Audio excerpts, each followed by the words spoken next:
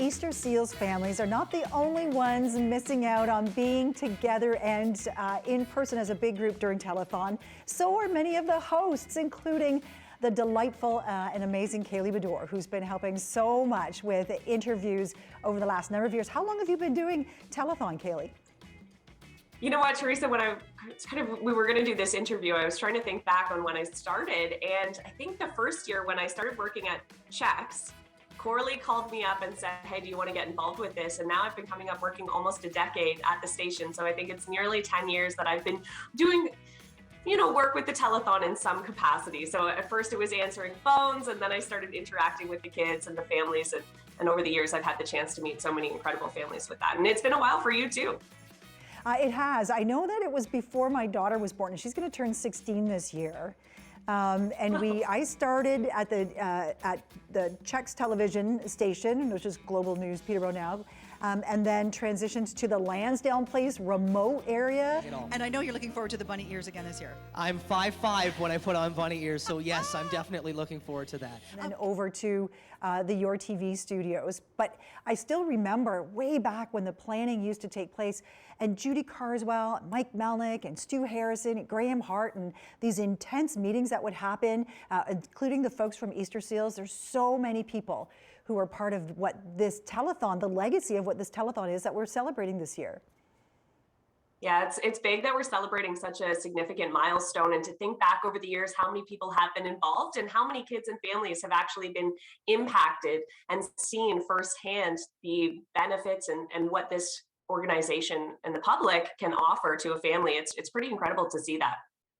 And this community support. So I think like the telethon is like this link between Easter Seals families, Easter Seals, and the community, because not only with the donations from the community, but the armchair challenges and the paper eggs and all of the fundraising that happened leading up to telethon just is from everybody who's been watching and who's been supporting the amazing, opportunities and the chances that families and these remarkable children get when they have experiences with Easter Seals.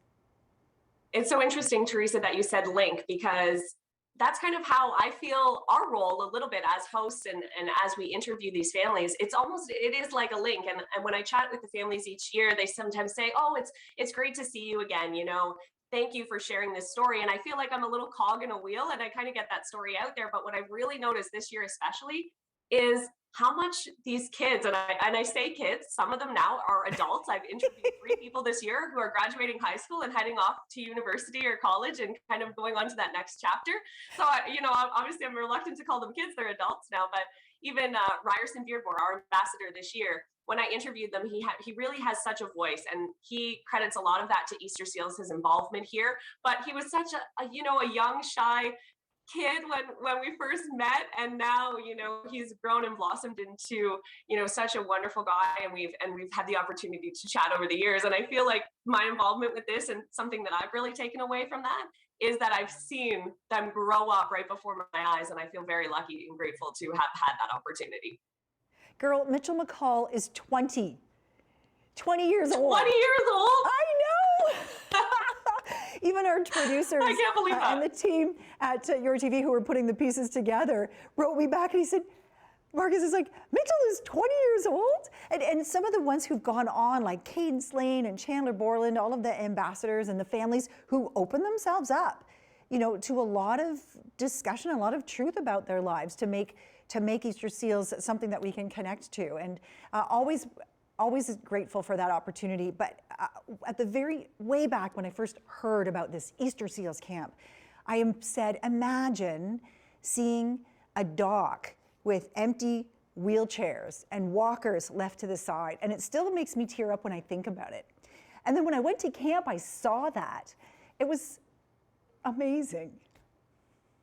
Yeah, Teresa, I know you've had the opportunity. I know. Thinking back about it, you get the chills and you tear up, because it is just such an incredible experience. And I think, Teresa, we're certainly going to have to go back to Easter Seals camp. They have it again this year. I know I've been chatting with kids that are so excited, but I'd love to see that firsthand with you. We've got to go camp out. I'm with you on that. It's been so good to talk to you, Caley. Well, thanks so much, Teresa. It's been so great working with you over the years, and a huge thank you to everyone that's been working behind the scenes with Telethon and Easter Seals.